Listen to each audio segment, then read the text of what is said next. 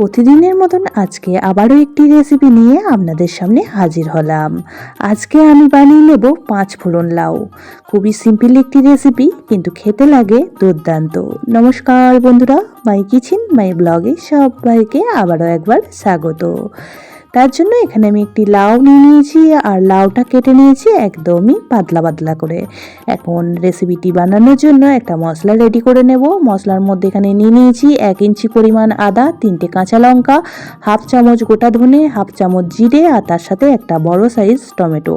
এটার একটা মিহি পেস্ট বানিয়ে নেব। এখন গ্যাসের মধ্যে একটা কড়া বসিয়ে দিয়ে দিচ্ছি এখানে 1 চামচ পরিমাণ সর্ষের তেল। যেহেতু লাউর রেসিপি, তাই খুব বেশি তেলের প্রয়োজন হবে না, অল্প তেলেতেই রান্নাটি হয়ে যাবে। আজকের রেসিপিটি আমি সর্ষের তেল দিয়ে তৈরি করছি। অবশ্যই করেই সর্ষের তেলে বানাবেন, তাহলে খেতে বেশি ভালো লাগবে। এখন ফোড়ন হিসাবে ব্যবহার করেছি কিছু গোটা গরম মশলা। গোটা গরম মশলার মধ্যে দিয়ে দিয়েছি ছোটো এলাচ, দারচিনি, লবঙ্গ, তার সঙ্গে একটা তেজপাতা, মাঝখান থেকে 3 টুকরো করে 2টো শুকনো লঙ্কা, আর খুব সামান্য পরিমাণ একটু গোটা জিরে। ফোড়নগুলিকে এখন খুব সুন্দর করে ভেজে নেব। ফোড়নের কালার চেঞ্জ হতে এখন যে মশলার পেস্টটা রেডি করে রেখেছিলাম, সেই মশলার পেস্টটাই অ্যাড করে দেব।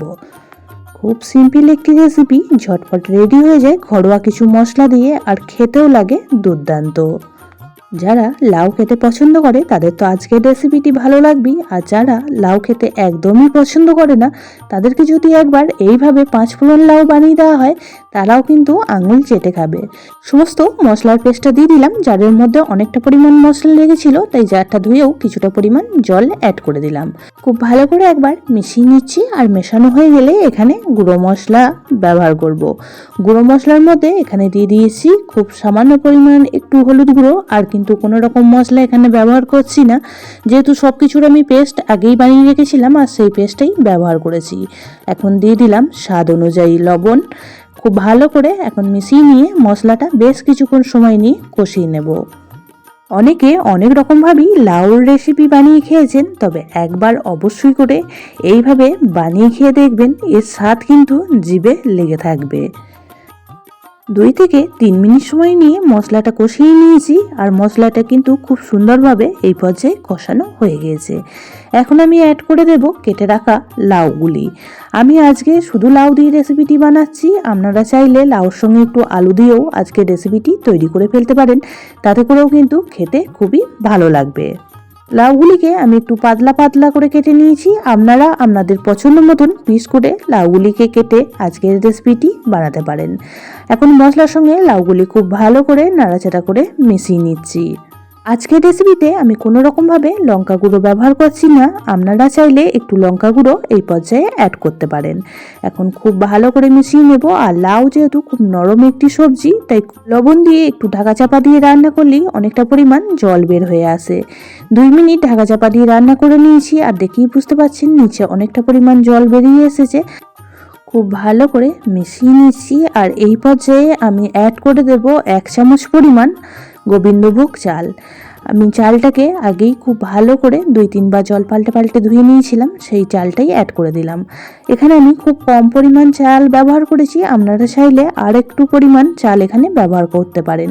আমি 1 চামচ ব্যবহার করেছি, আপনারা সেক্ষেত্রে এখানে 2 চামচও ব্যবহার করতে পারেন, তাতে করেও কিন্তু বেশ ভালো লাগবে। এখন লাউর সঙ্গে খুব ভালো করে মিশিয়ে নিচ্ছি।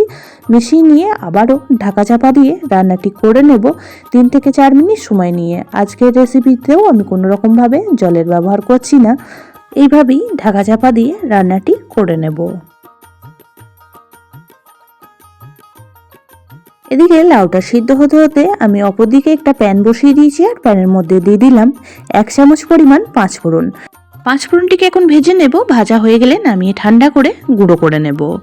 এদিকে 3 মিনিট পর ফিরে আসলাম। এই পর্যায়ে লাউটাও খুব সুন্দরভাবে সিদ্ধ হয়ে গিয়েছে। মাঝে ঢাকাটা খুলে আমি 1-2 বার নাড়াচাড়া করে দিয়েছিলাম। আমার চ্যানেলে সহজ এবং সাধারণ রেসিপিগুলি যারা দেখতে পছন্দ করেন, আজকের রেসিপিটিও তাদের কাছে খুবই ভালো লাগবে। এই পর্যায়ে এখন অ্যাড করে দিচ্ছি হাফ চামচ পরিমাণ চিনি, আর তার সাথে যে 5 ফোড়নটা ভেজে গুঁড়ো করে রেখে দিয়েছিলাম, সেখান থেকে সমস্ত মশলাটাই এখানে অ্যাড করে দিলাম। আর এই ভাজা 5 ফোড়নটা দেওয়ার কারণে আজকের রেসিপিটি দারুণই সুস্বাদু তৈরি হবে, আর দারুণই সুন্দর আজকের রেসিপিটি থেকে একটা ফ্লেভার বের হবে।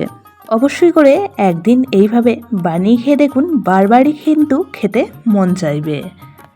গরম গরম ভাতের প্রথম পাতে যদি এরকম একটি লাউর রেসিপি থাকে, খাওয়াটা একদমই জমে যায়। যারা লাউ খেতে একদমই পছন্দ করে না তাদেরকে একবার অবশ্যই করে এই রেসিপিটি বানিয়ে পরিবেশন করুন। আবারও বানানোর জন্য অনুরোধ করবে। চিনি আর 5 ফোড়ন গুঁড়োটা দিয়ে 1 মিনিট সময় নিয়ে খুব ভালো করে মিশিয়ে নিয়েছি। আর রেসিপিটিও আমাদের প্রায় রেডি হয়ে এসেছে। যেহেতু নিরামিষ রেসিপি তাই ওপর থেকে দিয়ে দেবো আমি এখানে 1/2 চামচ পরিমাণ ঘি।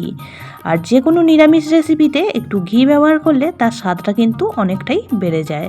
এখন ঘিটা দিয়ে খুব ভালো করে মিশিয়ে নিলেই একদমই রেডি হয়ে যাবে আমাদের আজকে লাউর এই সুস্বাদু রেসিপিটি। অবশ্যই করে একদিন বানিয়ে ফেলুন, আশা করছি খুবই ভালো লাগবে। এখন গ্যাসের ফ্লেমটা অফ করে দেব আর একটা পাত্রে নামিয়ে নেব। আজকের রেসিপিটি আপনাদের কেমন লাগলো অবশ্যই কমেন্ট বক্সে জানাবেন। বেশি ভালো লেগে থাকলে একটা শেয়ার করে দেওয়ার অনুরোধ রইল। সবাই খুব ভালো থাকবেন, সুস্থ থাকবেন। আবারও দেখা হচ্ছে অন্য কোনো ব্লগ বা রেসিপির সাথে। ততক্ষণের জন্য সবাইকে টাটা।